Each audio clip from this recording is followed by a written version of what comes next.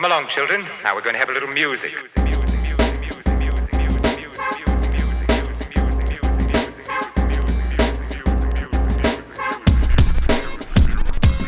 What's good, y'all? It's your boy RB3 for First Cut here, not at home today, actually here in the network studios for a very exclusive review that I have for Ms. Marvel. I wanted to get this out before it drops tonight on Disney+.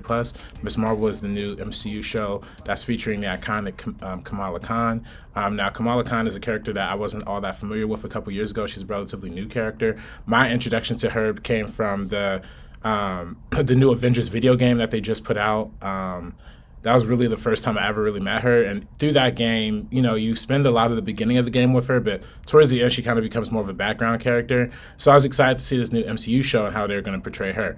Now, the origin story is actually like surprisingly similar to the game in the fact that like Kamala Khan's a big Avengers fan and she's going to like this Avengers conference that leads to a series of events that leads to her getting her powers, which is super interesting. I really dig that like concept of like having like a meta-textual look at like the MCU from an outsider's fan perspective, especially for a character like Kamala Khan, who, if I'm not mistaken, she's in 8th grade or might be just starting high school, so she's pretty young, and she's very social media active, like, and she makes a lot of YouTube videos inspired by the Avengers, based on the Avengers, and it really taps into like that real Gen Z kind of look at how we would probably appreciate a group of superheroes in the modern age. And the show itself features a lot of cartoony animation and stuff that portrays Kamala Khan's inner thoughts and what's going on inside of her head. She's a very animated person. She's a very bright person. And the first episode leans into that heavy. It leans very much into the Gen Z hyper stylistic way to portray the young, bright-eyed Kamala Khan.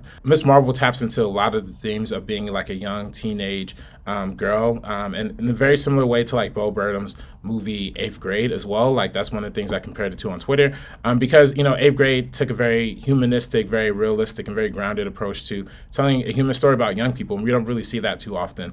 In a film that took those youth emotions and took them seriously, that's what this new MCU show does as well. And the actress portraying Kamala Khan, Iman Vellani, does a really, really good job portraying her as well. I think she's definitely set to be a future star in the MCU, and I'm so excited to see where she's going to be, especially in the next film, The Marvels.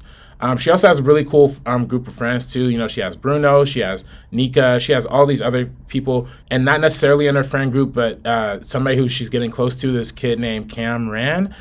He is another student who she's kind of crushing with, and he seems nice, he seems adorable. They're talking about Bollywood movies and everything's getting along, but I have a sneaking suspicion that he's going to turn out to be bad. I don't know, I'm just speculating. That's just a hunch. Hey, I appreciate the cultural aspects of the show very much. They never shy away from Kamala's identity, but at the same time, it's never a struggle for her. Like the cultural identity points come in a very relatable way, in a very human way, to where everybody is able to relate to what Kamala's going through, but it's not over the top. It's not like she's dealing with racism every day, every single day of her life. It's just a part of her experience. And I think I'm sure we're going to see more instances of how her identity is going to flourish through. But the main instance is how her powers get originated in this show. You know, and that's kind of I know a controversial point that a lot of the comic book fans of Kamala Khan are kind of scared about or concerned about with this property, how much they changed their powers.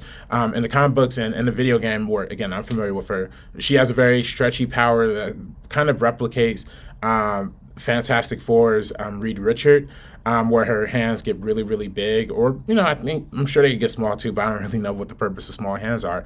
But they get really big, and in the comics and slash in the video game, they get like physically big, like stretchy. But in the show, her powers seem to be more like light beams and more like light rays that come out of this like cultural artifact that she finds from like her grandmother. So I'm really curious to see how they're going to explore more of that. I'm wondering if the origin story is going to explore more, if her origin story is going to explore more of the origins of that piece and that relic, how much of like the Pakistani history is going to come into that. So yeah, I think there's a lot of elements that is left to look forward to in this show. I'm personally getting really excited for. I was like pretty surprised. I was kind of not going down the Disney Plus MCU train that much anymore, but this one brought me back in. So I'm excited to see more. And let me know, are y'all fans of Moon Knight? Are y'all fans of Falcon and Winter Soldier? Y'all fans of WandaVision?